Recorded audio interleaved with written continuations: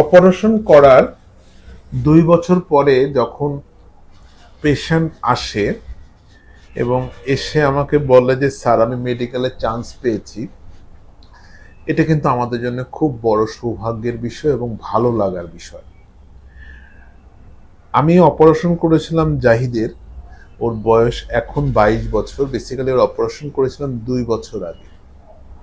ওর ACL ছিঁড়ে গিয়েছিল, আমি আর্থ্রোস্কোপিক্যালি এসিএল রিকনস্ট্রাকশন করে দিয়েছিলাম এবং এই বছর ও ময়মনসিংহ মেডিকেলে চান্স পেয়েছে। এবং যখন ও আমার কাছে এসে বলল যে স্যার আমি সম্পূর্ণ ভালো হয়ে গেছি, মেডিকেলে চান্স পেয়েছি, শুধু আপনার সাথে দেখা করার জন্য এসেছি, এটা কিন্তু আমাদের একটা ভালো লাগার বিষয়।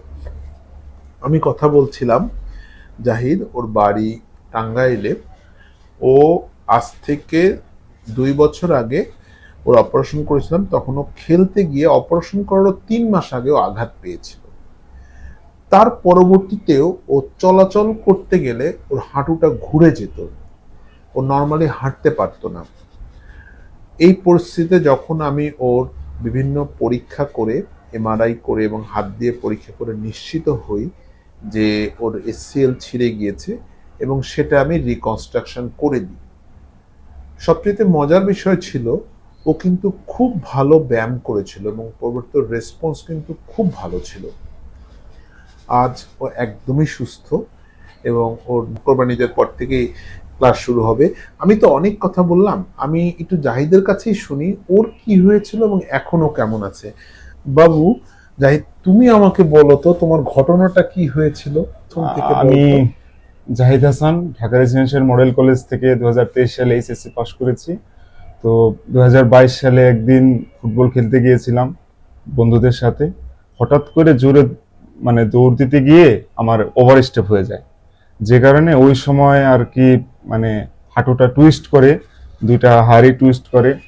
তো তারপর ভাবছিলাম হয়তো বা ওইরকম কোনো হয়নি, সাধারণ মচকানো যেটা। তো তারপর কিছুদিন হাঁটাহাঁটি করি, মোটামুটি নর্মাল লাগতেছিল, কিন্তু হঠাৎ একদিন রাস্তা থেকে উঠতে গিয়ে একটু উপরে হাঁটুটা একদম টুইস্ট করে ফেলে। আমি তখন একদম ভয় পেয়ে যাই আর কি, যে এত ব্যথার সাথে হচ্ছে যে টুইস্ট। তো সাথে সাথে আমি হচ্ছে তখন আমার ভাইয়ের মাধ্যমে আসি ওনার কাছে, তারপর ওনাকে সব বিস্তারিত খুলে বলি। তারপরে উনি হচ্ছে অপারেশনটা করেন।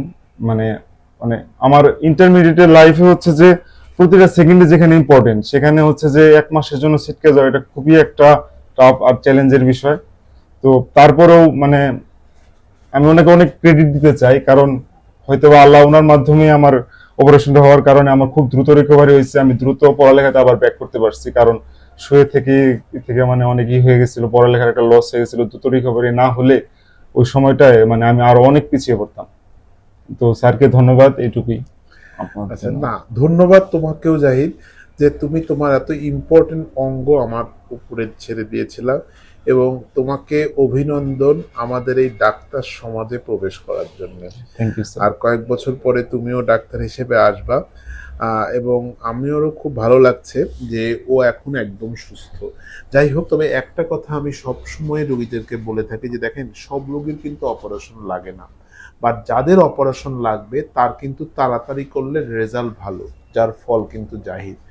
ওর ওই ইম্পর্টেন্ট সময়ে ও খুব ভালো মতো ব্যায়াম করেছিল, খুব দ্রুত রিকভারি করেছিল এবং যেটুকু গ্যাপ হয়েছিল সেটাও কিন্তু খুব সুন্দর ম্যানেজ করে ফেলেছে। তবে একটা কথা বলবো, যাদের এই জাতীয় সমস্যা হচ্ছে তাদের সকলের অপারেশন লাগে না, তবে যাদের অপারেশন লাগবে আর কাদের লাগবে না এটা কিন্তু আমরা রুগী দেখলে, হাত দিয়ে পরীক্ষা করলেই বুঝতে পারি। তাই আমি আপনাদের পরামর্শ দিব, যারা এই জাতীয় সমস্যা বোধ করছেন তারা একবার আমাদের সাথে দেখা করতে পারেন। আমরা চেষ্টা করি স্বল্প সময়ে স্বল্প খরচে সর্বোচ্চ সেবাটা দেওয়া, সেটা অপারেশন করেই হোক কিংবা না করেই হোক, অথবা ফিজিওথেরাপির মাধ্যমে হোক। সবাই ভালো থাকবেন আর সবাই আমার পেশেন্ট এবং জাহিদের জন্য দোয়া করবেন। হাড় সমস্যার যে কোনো সমাধান জানতে ইউটিউবে ডাক্তার দিবাকর সরকার নামে আমার একটি চ্যানেল এবং ফেসবুকে আমার একটি পেজ রয়েছে। আমার চ্যানেলটি সাবস্ক্রাইব করুন এবং আমার পেজে লাইক দিন।